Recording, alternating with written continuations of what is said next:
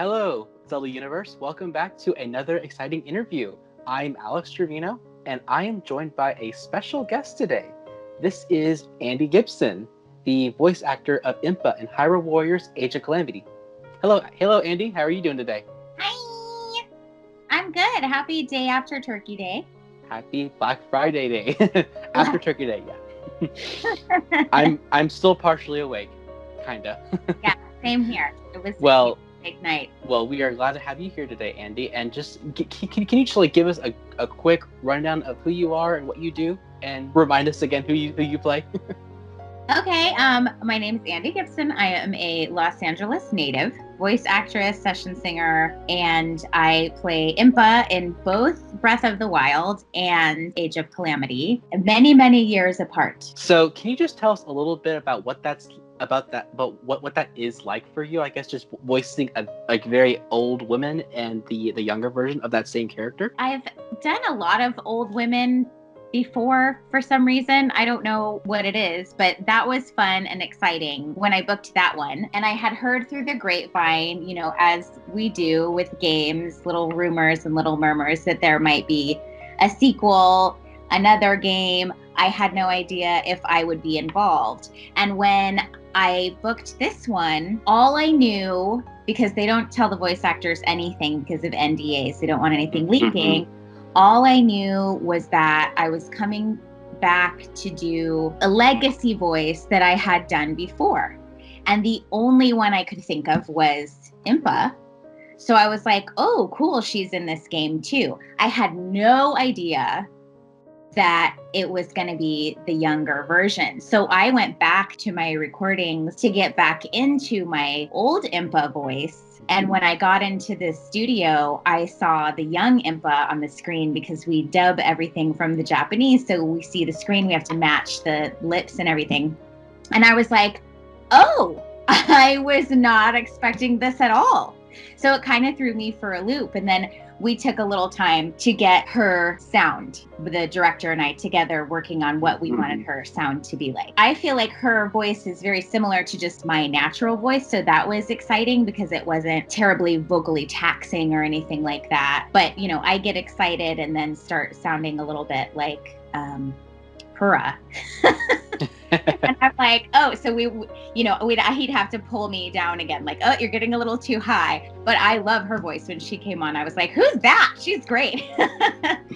That is the wonderful Kate Higgins. So it was really exciting because after that first session, I was really kind of on cloud nine because I realized they didn't have to bring me back. They could have got someone completely new. So the fact that they wanted to keep that through line and have the same actress voice it, I really appreciated them sticking true to the story like that. And also for me to have an opportunity to do a lot more with the character, because in Breath of the Wild, she's just more like a narrator. But now she's such a badass and she's a much bigger part of the game, which is so exciting. Because I remember feeling like, oh, I want to do more cons and I want to have people cosplay as my character and, you know what I mean, fan art and all that other stuff. So I was in the back screaming, this is ageism!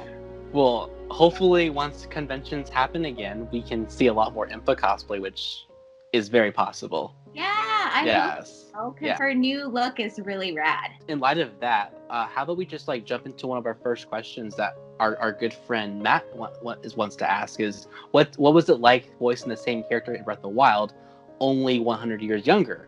Also, how awesome does it feel in this iteration of Impa to get recognition as a total badass? Yeah, it was cool. I mean, I think she is the baddest ass character I've ever voiced in any games that I've ever done.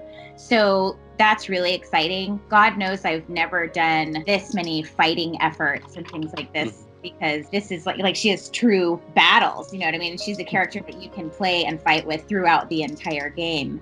So that's just really cool, because I've always felt like when I do auditions for some of those combat games and things, I'm like, this isn't me. I don't I don't have any frame of reference for, you know what I mean? I'm a lover, not a fighter. I don't know what's happening. But that was really exciting because the director has been doing fighting games for, he said, 15 years. And he was like, you're really good at these fighting efforts. And I was like, I am? I just felt so out of my element, but it was really fun. And the part about going from the old to the young, I kind of answered a little bit, but like, as far as the voice, it was like, oh, well, at least it's the same person. I'm not having to match anything because essentially we were creating a new voice for a new character anyway. Again, in the first one, everyone was so excited because it's the first time any of them were going to be voiced. So it's like, well, this is also the first time for young Impa to be voiced because she floats in and out of so many different games. She's kind of like a new character every time. Like, you know what I mean? How many old Impas are there? So that was fun. Another fan is asking from Sarah. She asks, how did you get into character while voicing Impa? Did you have any specific exercises or techniques to help you get into her shoes? No, I worked on that with the director primarily because he knew what he wanted her to sound like. They're familiar with my work and had heard me and other things in my demos and, you know, what my voice naturally sounds like. Obviously, she wasn't going to sound anything like old Impa. So we just tried that out for maybe 5 minutes before we got started, and we just went from there. She's a little more serious than me as a person. So, you know, there was just that, like, not getting too excited and getting too high pitched, just kind of staying grounded, and she's kind of all business. She's someone who likes to have a very straight mind and is very serious. Yes. Like, you kind of need that balance with serious sister versus fun sister, in a way. Franco is asking, how does it feel to voice one of the most prominent characters in Zelda, and how do you voice act or figure out the voice for both young and old versions of Impa? Yeah, we work with, in the first game with Breath of the Wild, I worked with the director, Jamie Martellaro, on that. And we worked on that a little bit in the audition too. And it was a matter of figuring out the right kind of energy. So if I gave him a voice for a 95-year-old woman, that was a little too old because she still had this younger kind of vivacious energy underneath it. So I think we ended up pulling her down to, like, in my mind, as far as vocal range, more like 70s or something. And then again, working with Jeremy Hall on Age of Calamity, just figuring out that kind of more serious tone and getting there. And it's very exciting because it does feel like two different characters. Yeah, they do. Yeah, because it's so far apart. So it's kind of nice to kind of fill in this gap on my original character's storyline as we do this prequel, as it were. I want to say more, but I can't because spoilers. Yeah, and I have to say, I thought when we were recording, I didn't think this was going to come out until 2021. So when I was keeping an eye on things and saw that it would be released in November, I was super excited. And then I kept seeing, okay, here she's not in the poster again. I think she's a surprise again. So then when they did that gameplay demo and released that she's a playable character, it was so fun to kind of sit in the background watching everybody freak out that young Impa is back and you can play as her. And that was really fun because everyone was just so excited about it. And I was like, hey, they love me. So that's great. I didn't think they loved me yet, but eventually, but yes. Because we were having a hard time figuring out who voices Impa. She sounds really good. Just saying. Yeah. So a good friend of ours, Angel, is asking, what was your favorite line to record? I have to say, at the end of the day, I think the fighting efforts were the most fun because it was my first time doing that and gaining my confidence with someone who had so much experience telling me that I was doing well. Because we had some of those, it was a time constraint on how much time within the move there is to make your vocal noise. So some of them, it was like, you have 0.2 seconds for this. So we'd have to maybe cut down, turn it into a different word so there weren't so many syllables or something like that, because there was still translation from the Japanese, but I didn't have to match any lip flaps or anything. But something like, I'm also a singer, so anything with timing, I'm like, okay, we're getting this. Point 2, got it. Going all down. Oh, it was at 0.23. And we're like, oh, okay, try it again. So I like a challenge, and I felt like that was a lot of fun, because at the end of the day, I was like, yes, we did that. And it was hard, but we got it done. Yeah, I just want to chime in really fast, because I have my two personal favorite lines of Impa. It's basically what she says when she does her special attack, which is the "Steel yourself, I am ready." Like, yeah, I hear that a lot because I use her attack all the time, and it doesn't get old at all. It's just and I love the little hand thing. I need to move. Yes, it's very tricky. Yes, she's good. Good. My drill team days. This is also late in the game. It's not in major spoiler territory yet, but when I was playing through a certain chapter, it was the scene in the Spring of Courage, and Impa is like calling out to Zelda, and like, this is my favorite line by Impa in the game by far. It's just like she says like to Zelda, "I'm really hungry." It's just like amazing. I love it. Yes, because she's like, it's like a little goofy. Yeah. Like it's that nice little moment in her character where she's like trying to be a comforting person to Zelda, because Zelda kind of needs Impa in most parts of the game, like as a mental support system, because she really needs it, and Impa's there for her. Like, she's basically like an older sister to Zelda, which I like about that character, and you do it so well. I'm just saying. Oh, thank you. I appreciate it. Yeah, that's a tender moment. When I was watching through all the cutscenes, and I pulled out some of my stuff and created like a little demo, from the game. And I was like, oh, I love that part, because it shows a different side of her character. It really does. I need to snap you out of this, because you're in drums. Yeah. Alrighty, let's go ahead and move on. I think we already answered this one, but Robert wanted to ask, what does it feel like to voice such a positive and supportive role for Zelda and the others? Yeah, it's awesome. I mean, villains are fun, but villains don't always get all the credit they deserve. So it's nice to be on the good side of things. It does.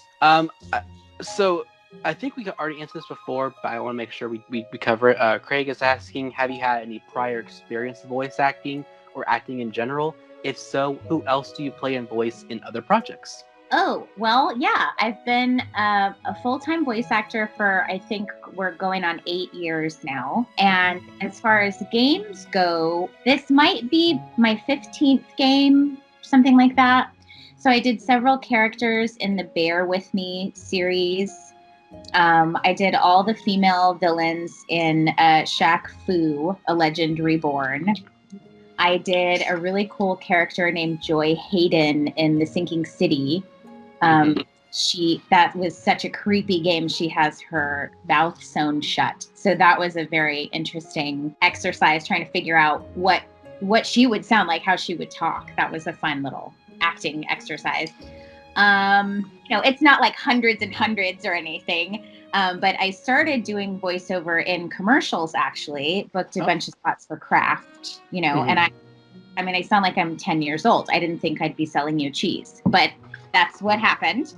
And then, so did a bunch of commercial stuff before getting into voiceover land. But I started in music videos back in the 80s when I was a little girl.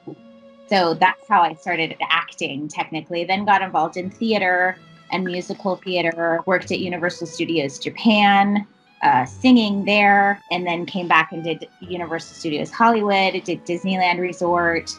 Once my last show at Disneyland Resort closed, because they're always switching shows around, that's like, okay, I've been hearing my whole life that I need to get into voiceover, and I think it's actually time to put my head down and do the work and make it happen. So that's what I did. And luckily it kicked off, and I've been able to do some really fun, exciting projects. Awesome. On andigibson.com. There you go. Nice plug-in. Right? Respect. Let's see. Here we go. Someone was asking. I think we also mentioned this before. What's your history with the Zelda series, and what is your favorite game? Mark is asking that one. So I have to say I'm old school, and so when I finally found out that it was in fact a Zelda game that I was going to be in, that they were bringing out a new game, and I knew it from, the beginning of time, that was really exciting to be like, oh my God, this is like part of my childhood, and now I get to be a part of that series. So, I have to say on the original Nintendo system, Tetris was my jam. I love puzzles and stuff, so that was really my game. But I did love Super Mario, and I did love my Duck Hunt. So I never had any of the Zelda games. I never played any of the Zelda games, but a lot of my friends really, really dug them and are still big fans. Mm-hmm. So they were really excited to find out that I was going to be a part of it, because Zelda fans are pretty hardcore. And so they were like, they're making another Zelda. Are you going to be in that game? You're going to be in that game, right? And I'm like, I have no idea. They don't tell me anything. So that was pretty cool. And I actually had a friend in Breath of the Wild. They released the trailer. She shouted me out, and I was like, wait, you have to take that down. We can't say anything yet. But she was like, even as old Impa, still have friends that we've known each other for so long that they can still recognize my voice. Obviously, she doesn't sound like me, but they're like, I can still hear you in there. Mm-hmm. And they were so excited. I was like, no, we can't talk about it yet. That was from like 2016 or 17, right? That's a long time ago. Yeah. It's been, the games are so beautiful. It takes time to get orchestrated. Development of that game took a long time, but it paid off really well. Oh, totally. And I think about how many people they put to work when you look at the final credits and all the designers and all of the work that goes into making a game like that. Definitely worthy of all those Game of the Year awards that they got. And I'm so excited to be a part of this one and see, what they just said in the first weekend. It sold 3 million units already in the first weekend. Maybe the pandemic is helping that because people can't go anywhere. So. Somewhat, yeah. Yeah. Which is a stupendous record, because that's like the best-selling Warriors game ever sold. Yeah. It's a big deal. So it's really exciting to be, thing that's record breaking like that. So it's great. Let's see what happens. Yeah. So let's see. Let's see what else we got here. Let's do a pretty fun one, which I mentioned before our call. Alana's asking, did you know Impa before playing this role? If so, then what is your favorite Impa design? I did do my research when I realized that she was a recurring character throughout the franchise. And I was like, oh my gosh, there are so many different iterations of Impa. So I think the one that I like the best is the one from Ocarina of Time, who I personally think looks the closest to our current Impa in Age of Calamity. And I'm just a girly girl like that. So I like that she wears makeup. I like her eyeliner, and I like her pretty long hair. And big brown eyes like me. Yeah. Ocarina of Time Impa looks like someone who is like she could like put a good fight. Like she could be a fighter. Totally. I can see that. Yeah. I've seen really pretty awesome cosplays of that Impa also. So I'm excited to see if we start having some cosplay of the new Impa. Yeah. And hopefully we can get this COVID stuff under control and conventions can start happening again and stuff like that, because that would be really fun to be a part of.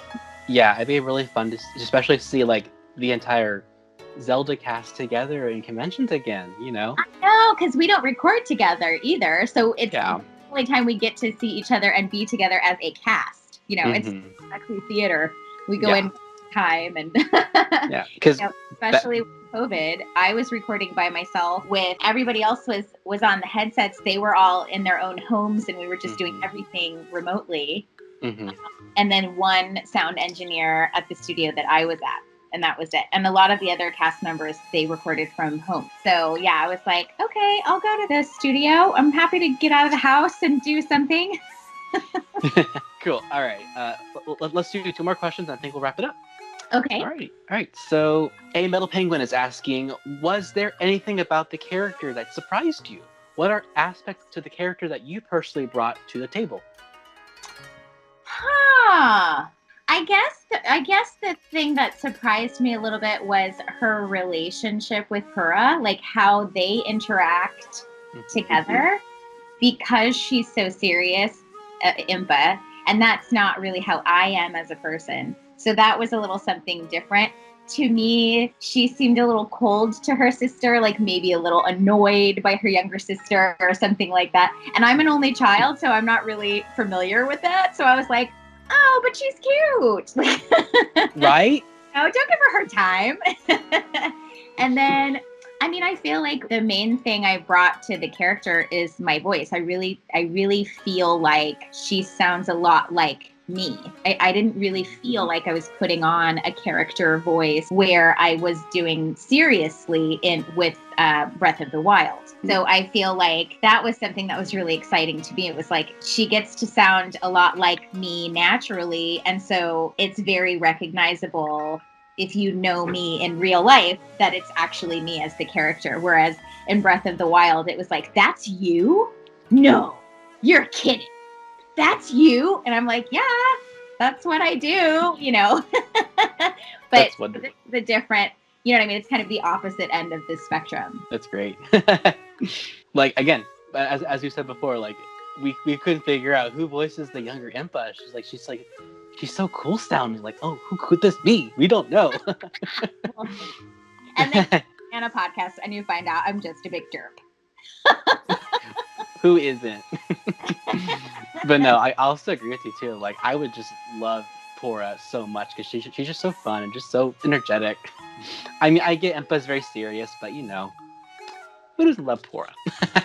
Yeah, super cute. Yeah. All right. So let's do one last fun question from the fans. This is a very hard question. Are you ready for this? Cake or pudding? Oh, well, see, now my favorite, I think, dessert of all time is ice cream. And I'm a summer baby, so I would always have ice cream cake for my birthday. Mm-hmm. But really the only kind of cake that I like is ice cream cake. Mm-hmm. So I think I'd have to say pudding, because I'm like a consistency person, and pudding is closer to ice cream than cake. That's fair. I think I thoroughly dissected that very difficult question. I think you answered it perfectly fine. But all right, before we wrap up, I got one last question for you, and then we will go ahead and wrap this up. Okay. Cool. So, what is one thing you took away from Impa in both Breath of the Wild and Age of Calamity going forward in your voiceover career? You know, that's a great question. I think this is the first time I've ever, in my acting career in its entirety, been able to do a character in 2 completely different stages of the character's life, right? We don't get that opportunity, whether it's a play or, you know, sometimes in plays you'll span some time, but usually it's a very small snippet of time that we're looking at. So it's been really cool to kind of fill in that time and have more of a fully realized life, like complete life for one character, you know. And so like it makes more sense to see how hard she fights and what a badass warrior she is now. It makes more sense to see how aged and slow and like she barely even moves around. She's tired, you know, like this is how she was when she was younger. So she's got aches and pains, honey. She's not getting off of that pillow without somebody's help. Like, she's like, I am done, y'all. I'm going to sit over here and have my miso soup, and you guys can do the fighting, because I did that. Been there, done that. Ooh, I think miso soup for life. I love that. And that's why she has Pi around to do all those things for her. Exactly. sister. I broke her in. Now she can handle that stuff. Wonderful, wonderful. All right, well, before we wrap up, I almost called you Impa. And Andy, where can our wonderful fans of Zelda find you at on the internet? Okay. I'm such a tech genius that I never remember any of my handles or names or anything like that. But I'm definitely on Twitter, and I'm loving interacting with all the fans. I'm getting a lot of fans saying, "Oh my God, you actually responded to me. That never happened." And I'm like, I'm so excited to have fans that are really excited about my work. You know what I mean? It feels really nice. Mm-hmm. So I'm definitely on Twitter. I think it's Andi Gibson 1 or something like that. I'm terrible.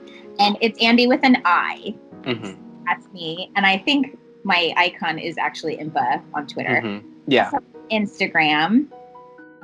And I think it might be the same, Andy Gibson or Andy-Gibson. I don't know, you guys. Mm-hmm. And then also my website. My website's the easiest way to go, andigibson.com.